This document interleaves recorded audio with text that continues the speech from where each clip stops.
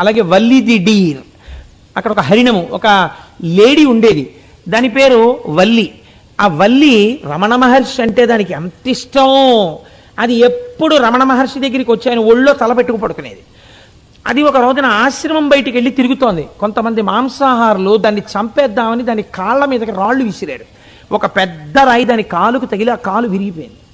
విరిగిపోతే దాన్ని పట్టుకుని చంపబోతుంటే ఎవరో చూసి, అయ్యో అది ఆశ్రమంలో ఉన్నటువంటి జింక, విడిచిపెట్టమన్నారు. అది వచ్చి అలాగే జబ్బడిపోయి అలాగే రమణుల యొక్క ఒడిలో తల పెట్టుకుని ప్రాణం విడిచిపెట్టింది.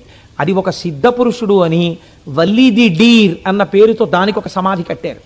మీరు ఇప్పటికీ ఈ రమణాశ్రమంలో భోజనాలు చేసేటటువంటి దాని పక్కన ఇవన్నీ మీకు కనపడతాయి. అలాగే లక్ష్మి, అసలు నాకు దాని గురించి చదువుతుంటే మాత్రం చాలా ఆశ్చర్యంగా ఉంటుంది. ఏమిట్రా వీటి అదృష్టం, మనకి ఎంత పుణ్యం చేసుకున్నాయిరా ఇవి అనిపిస్తూ ఉంటుంది.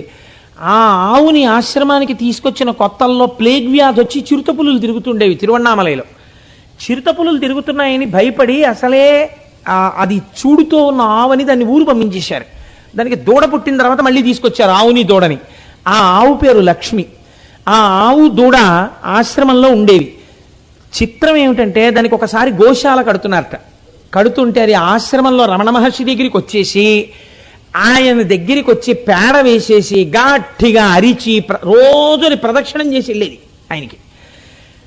అందరూ ఏమిటి ఆవింత అల్లరి చేస్తోందని చెప్పి తీసుకుపోబోయారు. రమణులు అన్నారు, ఎందుకు దాన్ని అలా లాగేస్తారో, అది నాకేదో చెప్పుకోవాలనుకుంటోంది, చెప్పుకోనివ్వండి అన్నారు. అంటే దగ్గరికి తీసుకొచ్చారు. అది మోరలెత్తి ఇలా ఇలా ఇలా ఇలా అంది. దానికి ఇల్లు కట్టారట కదా, గృహప్రవేశం చేసుకుంటోందిట, అది గోశాలలో కెడుతోందిట, నన్ను ముందు అడుగు పెట్టమంటోంది, నన్ను రమ్మంటోంది అన్నారు. అది రమణులు పైన వేసుకున్నటువంటి ఉత్తరీయాన్ని నోటితో లాగి ఆయన ముందు నడిచి వెడితే అప్పుడు తను సంతోషంగా గోశాల ప్రవేశం చేసింది ఆ లక్ష్మి. ఎంత చిత్రమో తెలుసా అండి.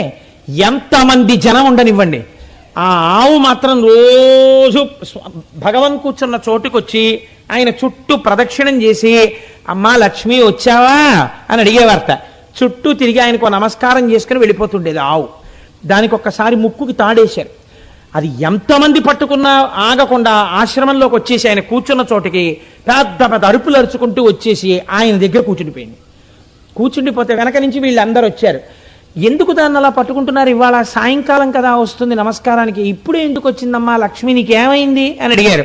అడిగితే అది దాని ముక్కు చూపించి ఇలా ఇలా ముక్కు చూపించింది. దాని ముక్కుకి తాడేశారట. అదిగో నెత్తురు వస్తోంది, పిచ్చి తల్లికి బాధ కలిగింది, నాకు చెప్పుకోవడానికి వచ్చింది అన్నారు ఆయన. చిత్రం ఏమిటో తెలుసా అండి, కోతులు ఇటువైపు నుంచి కొన్ని వేల కోతులు, ఇటువైపు నుంచి కొన్ని వేల కోతులు వచ్చేవి. వచ్చి బయట కూర్చుని కిచకిచకిచకిచకిచలాడేవి. రమణులు బయటికి వెళ్ళి నిలబడి ఏమైంది మీకు అని అడిగేవారు.